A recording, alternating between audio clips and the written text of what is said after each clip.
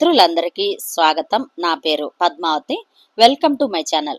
ఈరోజు మనం వినబోయే కథ కొత్తపల్లి ఉదయబాబు రచించిన ఆడబడుచు. ఒక చక్కని కథను వినేద్దామండి. నేను సరిగ్గా లోపలికి అడుగుపెట్టేసరికి ఇందిర బెల్ట్తో ఇష్టం వచ్చిన చోటల్లా కొడుతూ ఉండటం చూసి ఒక్క ఉదుటను వెళ్ళి తన చేతిలో బెల్ట్ లాక్కున్నాను. నీకు గాని మతిపోయిందా ఇందు? ఏమిటా బాధటం? గొడ్డును బాదినట్లు. వాడెంత, వాడి ప్రాణమెంత? రేపొద్దున ఏదైనా జరిగితే రామచంద్ర అంటూ ఏడ్చేది నువ్వే అన్నాను చందును దగ్గరగా తీసుకొని, రక్షణ కవచంగా నా చేతులు వాడి చుట్టూ వేసి. మీరలా వెనకేసుకు రాబట్టే వాడు అలా పేటరేగిపోతున్నాడు. 1,00,000 సార్లు చెప్పాను వెధవకి. ఆడపిల్ల పట్టుమని 20 ఏళ్లు కూడా పుట్టింటిలో ఉండదు. ఆ తర్వాత దాన్ని బతుకంతా అత్తారింట్లోనే తెల్లారుతుంది. దానితో ఏ విషయంలోనూ పోటీ పడవద్దురా అంటే వినడు కదా.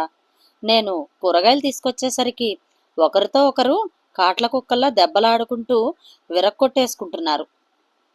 ఆ పిల్ల అంతకన్నా తమ్ముడితో పోటీ పడవద్దు, ఒక్కగానొక్క తమ్ముడితో ప్రేమగా ఉండాలి అని ఎన్నిసార్లు చెప్పినా సరే ఒకళ్ళని చూసి ఒకళ్ళు కళ్ళల్లో నిప్పులు పోసుకుంటున్నారు.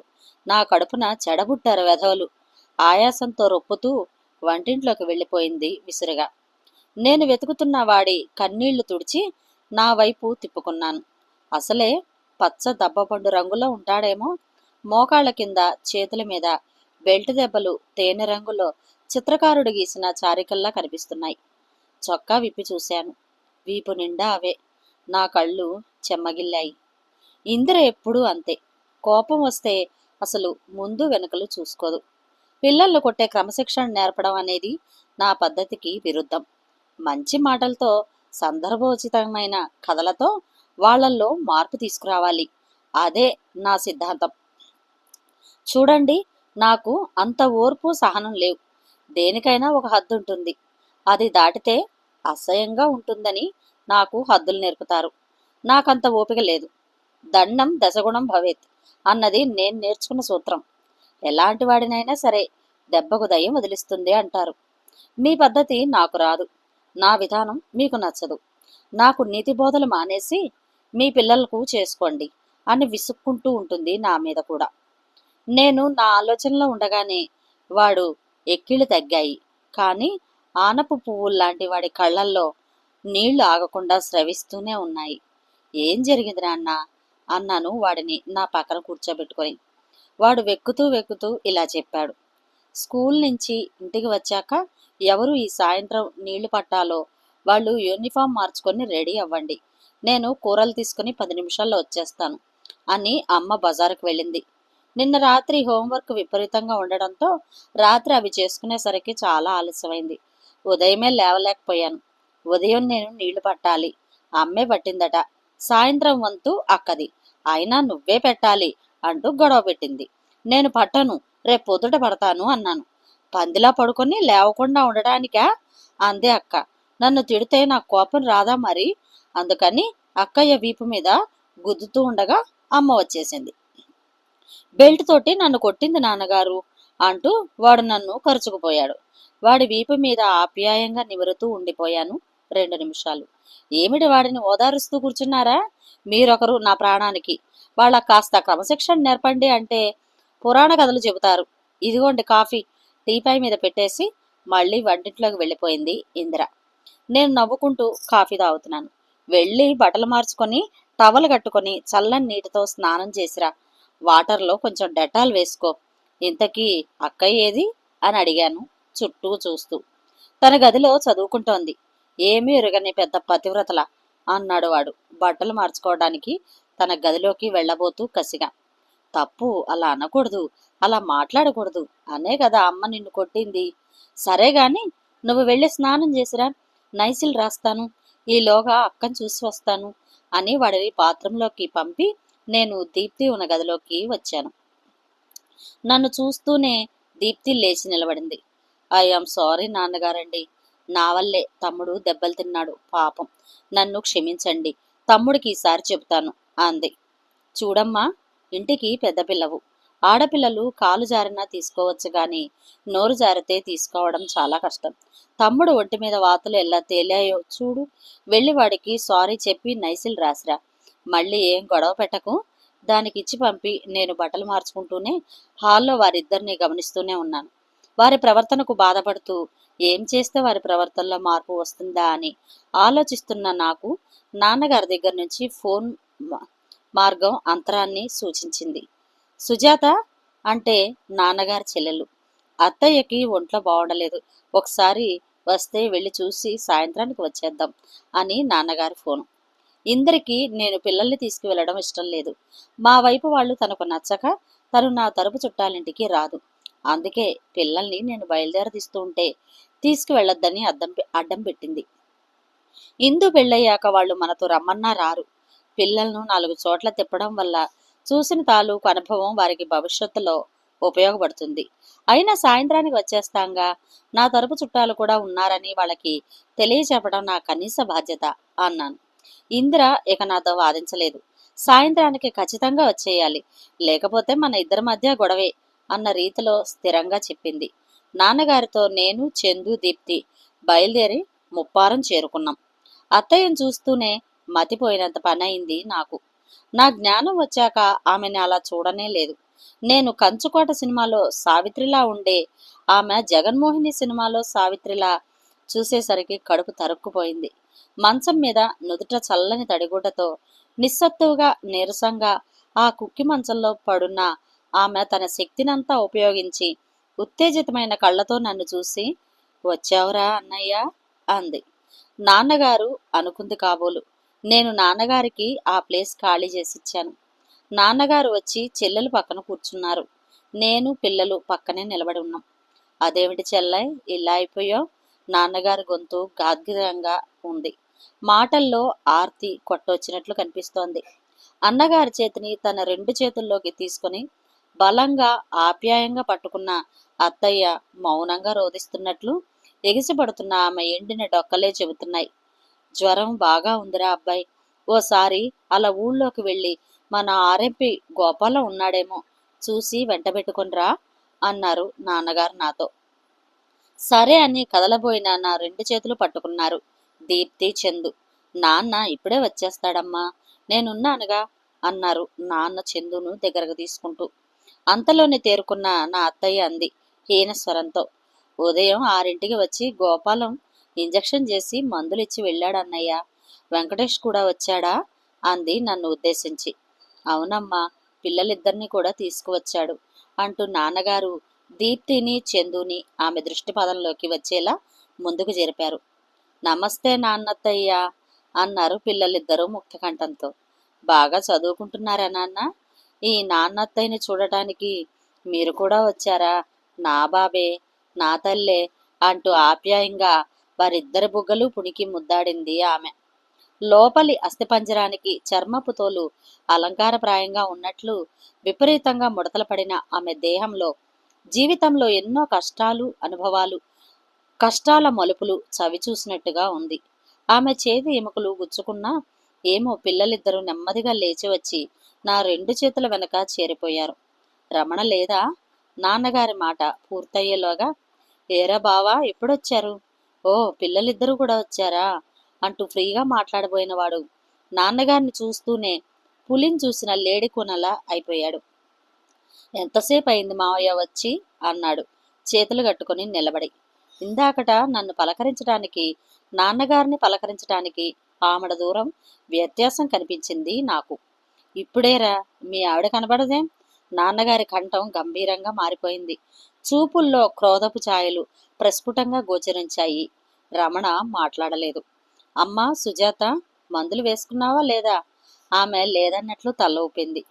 బాబు, నువ్వెళ్ళి పిల్లలకు టిఫిన్ పెట్టించి 4 ఇడ్లీ చట్నీ లేకుండా పంచదార వేయించి తీసుకురా అన్నారు నాతో. నీ కోడలు టిఫిన్ పెట్టలేదా అమ్మా? రమణ అమాయకంగా అడిగాడు. నాన్నగారు వాడి కేసి చూసిన చూపు వాడిని రెండవ మాట మాట్లాడకుండా చేసింది. నువ్వు వెళ్ళు బాబు అన్నారు నాన్నగారు. నేను పిల్లలతో సందు చివర సీను హోటల్కు వచ్చేశాను. పిల్లలకు టిఫిన్ పెట్టించి వేడిగా తీసిన ఇడ్లీలను ప్యాక్ చేయించుకొని ఇంట్లోకి అడుగుపెట్టేసరికి మా బావ రమణమూర్తి భార్య విద్యావతి ముక్కు చీత్తు అంటోంది. మీకేం తెలుసు పెదనాన్నగారు? ఆవిడ మమ్మల్ని రచ్చకి ఈడ్చాలని చూస్తోంది. మా మీద పంతం నెగ్గించుకోవడానికి కాకపోతే వారం రోజులుగా తిండి మానేసి జ్వరం తెచ్చుకొని ఎక్కడో ఉన్న మీకు రహస్యంగా ఉత్తరం వ్రాసి ఇంతగా ఇబ్బంది పెడుతూ ఉంటే మీకేం తెలుసు మా బాధ? ఈవిడ తన గోడు వెళ్ళబోసుకోవడానికి పెద్దవారు మీరు ఉన్నారు, మాకెవరున్నారు? అసలే ఎర్రని రంగులా ఉంటుందేమో. ముక్కు చిదుతూ కళ్ళమ్మట వచ్చిన నీళ్లు తుడుచుకునేసరికి బుగ్గలు ఎర్రగా చిదిమితే రక్తం చిందేటంతగా ఎరిపెక్కి ముక్కుపుటాలు వింత కాంతితో మెరుస్తూ ఉన్నాయి. నాన్నగారు సమాధానం చెప్పబోయిన వాడల్లా నా చేతిలో పొట్లం తీసుకున్నారు. అత్తయ్య ఇప్పుడు మంచంలో పడుకోలేదు, కుర్చీలో కూర్చొని ఉంది. ముఖం కడిగి శుభ్రమైన కల్నేత చీర కట్టడంతో తేటగా ఉన్న జ్వర తీవ్రత ఉన్నట్లు ఆమె వేడి నిట్టూర్పులు విడుస్తూ ఉంటే తెలుస్తోంది. నాన్నగారు పొట్లం విప్పి ఇడ్లీ తినిపించి మందులు వేశారు. ఆవగా తిందామని ప్రయత్నించిన 2 ఇడ్లీ కన్నా ఎక్కువగా తినలేకపోయింది అత్తయ్య. నాన్నగారు అత్తయ్యని పడుకోబెట్టారు. అమ్మ సుజాత, మేమలా వెళ్ళొస్తాం. మనకు కరణం గారు దారిలో కనిపించి ఓసారి ఇంటికి వచ్చి వెళ్ళరా అబ్బాయి అన్నాడు. కనిపించి వస్తాను అన్నారు. అత్తయ్య నీరసంగా తల ఊపింది. నిమిషాల్లో నిద్రలోకి జారుకుంది. రమణ, ఓ గంటలో వస్తాం, నీతో మాట్లాడాలి.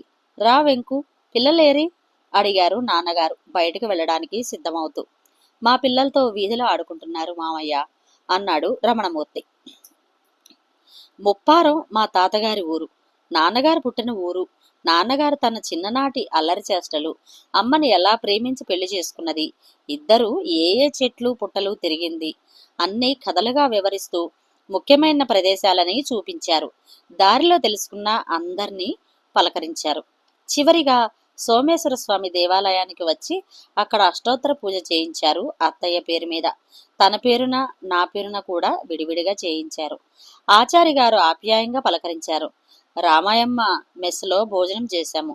దారిలో పళ్ళు కొని అత్తయ్య గారింటికి చేరాము.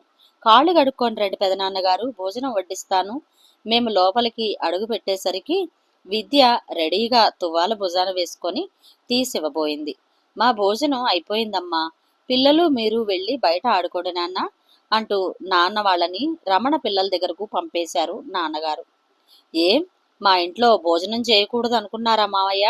రమణ అడిగాడు నాన్నగారిని సూటిగా చూస్తూ, కుర్చీలోంచి లేచి సీటు చూపిస్తూ. అవునరా, నా అభిప్రాయం సరిగ్గా గ్రహించారు. మేము ఎవరింటికి వెళ్ళలేదు, రామాయమ్మ మెస్సులో భోజనం చేసి వస్తున్నాం. నీ కన్నతల్లి అయినా నా చెల్లికే నీ ఇంట్లో భోజనం చేసే యోగ్యత లేకపోతే పరాయి వాళ్ళం మాకుంటుందని ఎలా అనుకుంటాంరా? నాన్నగారు మడత మంచం గుడ్డ దులిపి కూర్చునున్నారు. ఎంత మాట మావయ్య, మీ ఇంట్లో ఉంది పియూసీ చదివాను. అత్తయ్యను నన్ను చూసి కాదు, నా కడుపు తడిమి మరీ అన్నం పెట్టేది. ఈనాడు ఈ ఉద్యోగం చేస్తున్నానంటే అంతా మీ చలవే, అత్తయ్య చలవ. కానీ అమ్మ సంగతి మీకు తెలియదు మావయ్య.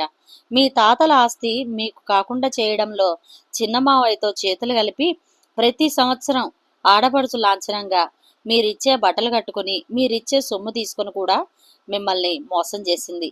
అవన్నీ నాకు తెలుసు. దానివల్ల నీకు కలిగిన నష్టం ఏమిటి? ఊహించని ప్రశ్న ఎదురయ్యేసరికి నిజంగా మతిపోయిన రమణమూర్తి తడబడిపోయాడు. మా ఆవిడని అనరాని మాటలు అంది. ఏమని? ఏమని అంటే నువ్వు నువ్వు చెప్పమ్మన్నా విద్య మీ అత్తగారు నేను ఏముంది కట్నం తెమ్మని వేధించిందా? మడిదడి అంటూ సాధించిందా? మీ ఇద్దరి అనురాగానికి మధ్యలో అడ్డుగా తయారైందా? ఏం చేసిందో చెప్పమ్మా గద్దించి అడిగారాయన. అది కాదు పెదనాన్నగారు, మా వాళ్ళు వస్తేనే ఆవిడకు గిట్టదు. నేను పుట్టింటికి ఆయన సంపాదన అంతా దారపోస్తున్నానట. నాకు సినిమా పిచ్చట. షోకులు చేసుకొని తిరుగుతూ కనిపించిన చీరల్లా కొంటానట. ఆవిడ నిజంగా అలా అందా? నువ్వు ఊహించుకుంటున్నావా? అది నిజం చెప్పమ్మా. నిజంగా నా చెల్లిదే తప్పైతే ఈ వయసులో కూడా నీ ముందే ఆమెను చెంప చెళ్ళుమనిపిస్తాను. నిజం చెప్పు. తీవ్ర స్వరంతో నాన్నగారు అడిగిన మాటలకు ఆ సీలింగ్ గది ప్రతిధ్వనించింది. ఆవిడే అంది, తడబడుతూ అంది విద్య. ఆయన ఆ మాటలు ఏమీ లేదు అనడానికి నా దగ్గర సాక్ష్యం ఉంది. సరే, ఆవిడ అందనుకుందాం. అందుకు నువ్వేమన్నావు? ఎప్పుడు? 10 రోజుల క్రితం మీ అమ్మగారు వచ్చినప్పుడు నేనేమి అనలేదే. నా మీద గౌరవం ఉంటే రమణ, మీ ఆవిడ చేత నిజం చెప్పించరా, గర్జించారు నాన్నగారు. నిన్ను దాగలయ్యా, ఏమన్నావో చెప్పవే. నేను ప్రతిదానికి చస్తానని బెదిరించడంతో, నీ మాటలన్నింటికీ తల ఊపడంతో ఇంత గొడవ వచ్చి పడింది. చెప్పు, నిజం చెప్పు. ఆవేశంగా ఒక అరుపు అరిచి రమణ ముందు కురికాడు ఆవేశంగా. అమ్మ ముందు నా మీద పెత్తనం చెలాయించబోయింది ఆవిడ. అందుకని అందుకని మీరు చస్తేనే నా కాపురం చక్కబడుతుంది అన్నాను అనేసి పావురుమంది విద్యావతి. కొయ్యబారిపోయాడు రమణమూర్తి. పెద్దంతరం చిన్నంతరం లేకుండా తన కన్న తల్లిని అంత మాట అందా. నాన్నగారు లేచి తన జేబులో ఉత్తరం తీసి రమణకు ఇచ్చారు. రమణ చదివి నాకిచ్చాడు. అందులో ఇలా ఉంది. నేను పైకే చదివాను. పూజనీయులు గౌరవనీయులైన శ్రీ చక్రధర్రావు బావగారికి నమస్కారాలతో అన్నపూర్ణ వ్రాయినది. నేను మీ మేనల్లుడి అత్తగారిని. విద్యావతి మా అమ్మాయి. అన్ని విధాల అనువైన ఇంట్లో మా స్థాయి కన్నా పెద్దదైన మీ మేనల్లుడికి మా అమ్మాయినిచ్చి పెళ్లి చేశాము. అయితే నాకు ఒక అమ్మాయి, 3 కొడుకులు. కోడళ్ళు నన్ను ప్రాణప్రదంగా చూసుకుంటున్నారు. అప్పుడప్పుడు అమ్మాయిని చూడటానికి నేను ముప్పార వెళుతూ ఉంటాను. కానీ నేను వెళ్ళిన ప్రతిసారి నేను చాలా ఆశ్చర్యపోయే విషయం ఏమిటంటే, మా అమ్మాయి మీ చెల్లిని అత్తింటి కష్టం పెట్టడం. ఆవిడ నిజంగా ఎంతో ఓర్పు గల మనిషి. చిన్నప్పటి నుంచి మా అమ్మాయికి ఎదురెట్టి చదరంగం ఆడడం, ఏమైనా అంటే తన మీదకైనా వచ్చిపోతుందేమో అని భయంతో ప్రవర్తించడం, నోరేసుకొని పడిపోవడం అలవాటు. మా ఇంటికి వచ్చినప్పుడల్లా ఎందుకు వస్తుందో తెలీదు.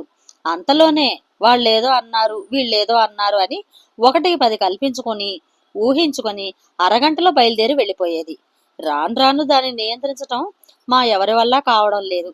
10 రోజుల క్రితం నేను వాళ్ళ ఇంటికి వెళ్ళినప్పుడు ఏదో సందర్భంలో దుబారా ఖర్చులు తగ్గించుకోమ్మా, నీ సంసారం బాగు చేసుకునే బాధ్యత నీదే అని మీ చెల్లాయి అన్నప్పుడు వెంటనే తాడెత్తులు లేచి మీరు చస్తే నా కాపురం బాగుపడుతుంది అనేసరికి మీ చెల్లి చాలా బాధపడ్డారు.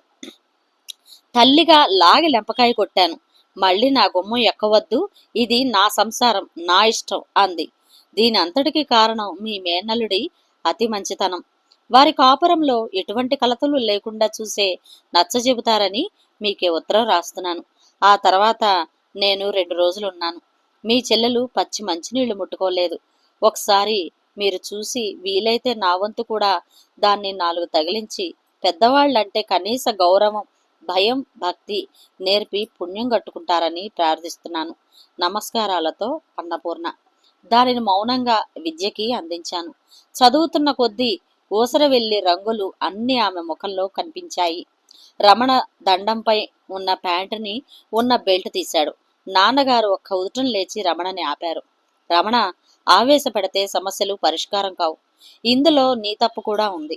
మావయ్య, భార్య మోజులో పడి సంసారం ఎటుపోతుందో చూసుకోలేని వాళ్ళ సంసారాలు కూడా ఇలాగే ఉంటాయి. తల్లా పళ్ళామా అన్నది అసలు ప్రశ్నే కాదురా. తల్లేరా. తల్లి తర్వాతే పెళ్ళాం. ముందు జన్మనిచ్చిన తల్లి. ఆమె ఉంటేనే నీ వెనక ఒక పెళ్ళాం తయారయ్యేది. పెళ్ళాం చెప్తే వినాలి కాని ఆలోచించుకోవాలి. నీ తల్లి ఏమిటో నీకు తెలిసిన తర్వాతే పరాయి ఇంటి నుంచి వచ్చిన ఆడపిల్లకు తెలిసేది. మీ అమ్మ అభిమానవంతురాలు. మా తమ్ముడితో కలిసి నాకు ద్రోహం చేసింది అన్నావే, ఎవరికోసం? మీకోసం. మీ బిడ్డల కోసం కాదు. నా కొడుకులు ఆ ఆస్తి అనుభవించే యోగం లేదు. నీకుంది, అంతేరా. పెద్దవాళ్ళు ఏం చెప్పినా మన మంచికే అని మీ కాలం పిల్లలు వయసు మీరాక గాని తెలుసుకోలేకపోతున్నారు. అది మీ ప్రారబ్ధం, మా కర్మ. మా మాట వినకపోతే పోయే. కనీసం మమ్మల్నిగా గౌరవించాలి కదా. మమ్మల్ని అగౌరవపరిచే పనులేమి మేం చెయ్యలేదే.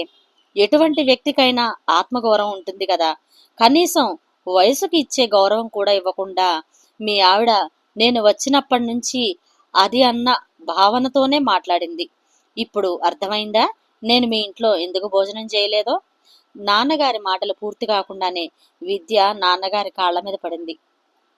నన్ను నన్ను క్షమించండి పెదనాన్నగారు. నేను ఘోరమైన తప్పు చేశాను. ఆమె భోరున ఏడవసాగింది. చూడమ్మా, ఆడబడుచు కంట తడి పెడితే 7 తరాలకు క్షోభ కలుగుతుందంటారు. అలాంటి ఇంటి ఆడబడుచుకి ప్రతి సంవత్సరం దీపావళి వెళ్ళిన మర్నాడు భగినీ హస్త భోజనం పేరిట ఆమె చేతి వంట తిని ఆమెకు పసుపు కుంకుమ చీర గాజులు రవికెల గుడ్డ పువ్వులు పళ్ళు ఇవ్వడం మా అమ్మగారు ఆనాటి నుంచి క్రమం తప్పకుండా ఆ సాంప్రదాయం పాటిస్తూ వస్తున్నాను. ఈసారి నా చెల్లి భోజనం తినకుండా చేసావు కదమ్మా, ఈ పడటం నా కాళ్ళ మీద కాదు, మీ అత్తగారిని క్షమాపణ అడుగు అన్నారు. విద్య లేచి కళ్ళు తుడుచుకుంది. అణువణువున ఆమె పశ్చాత్తాపడుతోందన్న విషయం ఇంకా వెతుకుతున్న ఆమె ఎక్కిళ్లే చెబుతున్నాయి. ఆగమ్మా, ఇవి తీసుకొని మీ అత్తగారికివ్వు అంటూ నాన్నగారు నా చేతిలోని పళ్ళు, సంచిలోని చీర తదితర వస్తువులన్నీ ఇచ్చారు. జ్వర తీవ్రత తగ్గి ఆమె మెలకు వచ్చిన అత్తయ్యను నాన్నగారు లేపి కూర్చోబెట్టారు. వాటన్నింటినీ అత్తగారికి చేతుల్లో పెట్టి కాళ్ల మీద పడింది విద్య. నన్ను క్షమించండి అత్తయ్య, మీరేం చెప్పినా నా శ్రేయస్సు కోరే చెప్పారని గ్రహించలేకపోయాను. మా అమ్మ మీద ఒట్టేసి చెబుతున్నాను, ఇక ఏ రోజు కూడా మీ మీద ఈగ వాలనివ్వను. నా ప్రాణంలో ప్రాణంగా మిమ్మల్ని చూసుకుంటాను. తప్పుగా మాట్లాడి మీ మనసును బాధ పెట్టను. నన్ను క్షమించండి. అవునమ్మా, ఇందులో నా తప్పు కూడా ఉంది. నన్ను కూడా క్షమించు.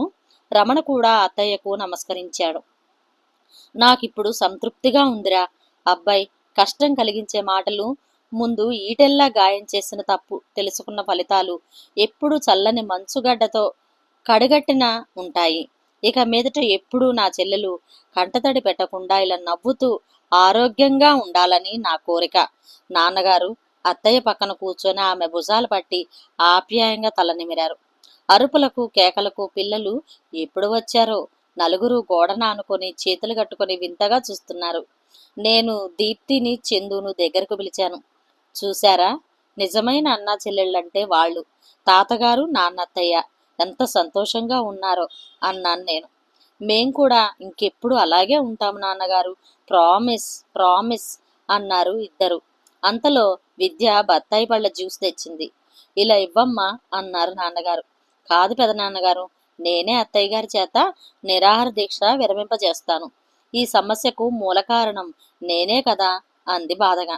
కాదమ్మా, ఇది ఒక మంచు కళ అనుకొని మర్చిపో, నీ చేతితోనే దాగించు అన్నారు. అపురూపమైన గాజు బొమ్మను పొదివి పట్టుకున్నట్టుగా అత్తయ్యను పట్టుకొని జ్యూస్ తాగించింది విద్య. పిల్లలందరూ హే అని చప్పట్లు కొట్టారు. జీవం తొణికిసలాడుతున్న చూపులతో ఆరాధనగా నాన్నగారిని చూస్తూ నమస్కరించింది అత్తయ్య. ఎలా ఉంది మిత్రులు? చాలా భావోద్వేగంగా ఉంది కదండి. అన్నా చెల్లెళ్ల బంధం గురించి చాలా బాగా చెప్పారు. ఈ కథ 2002 మాసపత్రికలో ప్రచురించబడిందండి. ఈ కథ కనుక నచ్చినట్లయితే షేర్ చేసి, లైక్ చేసి, సబ్స్క్రైబ్ చేసి నన్ను ఎంకరేజ్ చేయండి. మరొక మంచి కథలో మళ్ళీ కలుస్తాను. Thank you. నమస్తే.